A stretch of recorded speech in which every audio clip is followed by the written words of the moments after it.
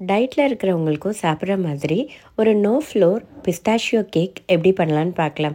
ரொம்ப சிம்பிளான ரெசிபி. நம்ம டயட்டில் இருக்கிறப்போ நம்மளுக்கு வந்து ஸ்வீட் கிரேவிங்ஸ் கண்டிப்பாக வரும். அந்த மாதிரி நேரத்தில் உங்களுக்கு இந்த கேக் வந்து நீங்கள் ஒரு பீஸ் தாராளமாக சாப்பிடலாம். கண்டிப்பாக ட்ரை பண்ணி பாருங்கள். வீடியோ பிடிச்சா லைக் பண்ணவும் சப்ஸ்கிரைப் பண்ணவும் மறந்துடாதீங்க. இப்போது இந்த பிஸ்தாஷியோ கேக் எப்படி பண்ணலான்னு பார்க்கலாம். ஒரு கப் அளவுக்கு நம்ம பிஸ்தா எடுத்துக்கலாம். அதை ஒரு பவுலில் சேர்த்துக்கோங்க. அது கூட இப்போ நம்ம 2 முட்டை சேர்த்துக்கலாம். இதில் நம்ம வந்து எந்த மாவுமே யூஸ் பண்ண போகிறதில்ல.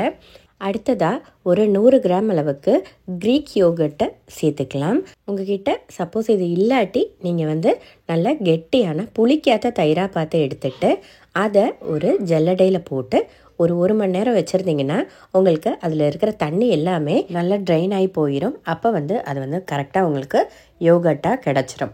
இப்போ இதில் வந்து நம்ம ஒரு அரை டீஸ்பூன் அளவுக்கு பேக்கிங் பவுடர் சேர்த்துக்கலாம். அப்புறம் சுகர் வந்து ஆப்ஷனல். நான் வந்து இங்கே ஒரு 1/4 கப் மட்டும் ஒரு 3 to 4 டேபிள் ஸ்பூன் அளவுக்கு சுகர் சேர்த்துருக்கேன். அது வந்து நீங்கள் வந்து அவாய்ட் பண்ணிக்கலாம். அதுக்கு பதிலாக நம்ம வந்து தேன் கூட சேர்த்துக்கலாம். இப்போ இதை வந்து நல்லா பேஸ்ட்டாக அடித்து எடுத்தாச்சு. இதில் வந்து நான் தண்ணியோ எதுவுமே சேர்க்கல. ஜஸ்ட்டு இந்த முட்டை, அந்த யோகர்ட், அப்புறம் பிஸ்தா, பேக்கிங் பவுடர் இது மட்டும்தான். வேறு தண்ணி சேர்க்கணுங்கிற அவசியம் கிடையாது. நல்லா இதை பேஸ்ட்டாக அரைச்சி எடுத்துகிட்டு நம்ம வந்து ஒரு சின்ன கேக் டின்னில் சேர்த்துக்கலாம். கேக் டின் வந்து நல்லா க்ரீஸ் பண்ணிக்கோங்க. அப்போ வந்து எங்கேயுமே உங்களுக்கு ஒட்டாமல் வந்துடும்.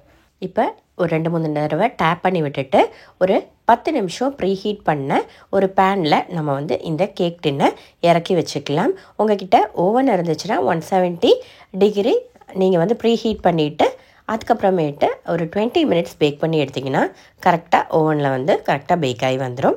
இது வந்து ஜஸ்ட்டு நார்மலாக ஓவன் இல்லாதவங்களுக்காக இந்த மாதிரி பண்ணுறது.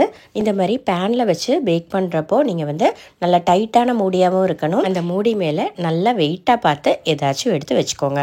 அப்போ வந்து எந்த ஆவியுமே போகாமல் உங்களுக்கு வந்து நல்லாவே பேக் ஆகி வந்துடும். இப்போ பார்த்திங்கன்னா ஒரு 40 to 45 மினிட்ஸ் பேக் பண்ணி எடுத்தப்போ எனக்கு வந்து நல்லா சூப்பராக பேக் ஆகி வந்துடுச்சு. அந்த கம்பியில் வந்து எங்கேயுமே மாவெல்லாம் ஒட்டி வரல, கரெக்டாக பேக் ஆகிடுச்சு. இப்போது கேக்கை வந்து நல்லா ஆற விட்டுட்டு மட்டும்தான் எப்போயுமே நம்ம கட் பண்ணணும். அப்போ தான் உங்களுக்கு வந்து கரெக்டாக வரும், ஷேப்பாக வரும். இப்போ நம்ம இந்த கேக் லிட்டில் இருந்து கேக்கை தனியாக எடுத்துக்கலாம். கேக்கை தனியாக எடுத்துகிட்டு நம்ம அந்த அடியில் பார்ச்மெண்ட் பேப்பர் வச்சுருக்கோம், அதையுமே ரிமூவ் பண்ணிக்கலாம். நம்ம வந்து இந்த கேக்கில் வந்து எந்த மாவுமே யூஸ் பண்ணாததுனால உங்களுக்கு வந்து பேக் பண்ண நம்ம இந்த மாதிரி அடுப்பில் வச்சு பேக் பண்ணோன்னா உங்களுக்கு தாராளமாக ஒரு 40 to 45 மினிட்ஸ் கண்டிப்பாக வேண்டி வரும். அதே சமயத்தில் நீங்கள் இதை குக் பண்ணுறப்போ நீங்கள் வந்து மீடியம் டு லோ ஃப்ளேமில் மட்டும் வச்சு தான் இதை வந்து நீங்கள் பேக் பண்ணி எடுக்கணும். ஹை ஃப்ளேமில் வைக்கவே கூடாது.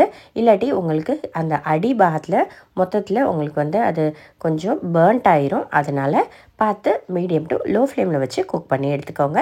சூப்பராக குக் பண்ணி வந்துடும். இப்போ நம்ம இதை வந்து லைட்டாக ஒன்று டெக்கரேட் பண்ணுறதுக்காக கொஞ்சம் பிஸ்தாவை நம்ம சாப் பண்ணிவிட்டு அது மேலே ஒரு அழகுக்காக சேர்த்துக்கலாம். நம்மளோட சூப்பர் ஈஸியான ரொம்ப ஹெல்த்தியான நீங்கள் ஸ்வீட் கிரேவிங்ஸ் இருக்கிறப்போ டயட்டில் இருந்தீங்கன்னா இதில் ஒரு பீஸ் வந்து நீங்கள் தாராளமாக சாப்பிட்டுக்கலாம். எந்த கில்ட்டுமே உங்களுக்கு வேணாம். ஆனால் அந்த ஜீனிக்கு பதிலாக நீங்கள் வந்து தேன் ஆட் பண்ணிக்கோங்க. அவ்வளோதான். ரொம்ப சிம்பிளான நம்மளோட no flour pistachio cake ready ஆயிடுச்சு. நம்ம நார்மல் கேக்கோட அந்த ஹைப்லாம் இந்த கேக்குக்கு இருக்காது. ஆனால் மைதா எதுவுமே இல்லாத ரொம்ப ஹெல்த்தியான ஒரு கேக் ரெசிபி. கண்டிப்பாக எல்லோரும் ட்ரை பண்ணி பாருங்கள். இது டயட்டில் இருக்கிறவங்களுக்கு மட்டுமே கிடையாது, இது வந்து குழந்தைங்களுக்கும் தாராளமாக கொடுக்கலாம். எந்த ப்ராப்ளமும் இல்லை. கண்டிப்பாக ட்ரை பண்ணி பாருங்கள். வீடியோ பிடிச்சா லைக் பண்ணவும் சப்ஸ்கிரைப் பண்ணவும் மறந்துடாதீங்க. தேங்க்ஸ் ஃபார் வாட்சிங். பிரீத்தூஸ் மெனு. ஹெல்த்தியாக சாப்பிடுங்க, சந்தோஷமாக இருங்க. பாய்.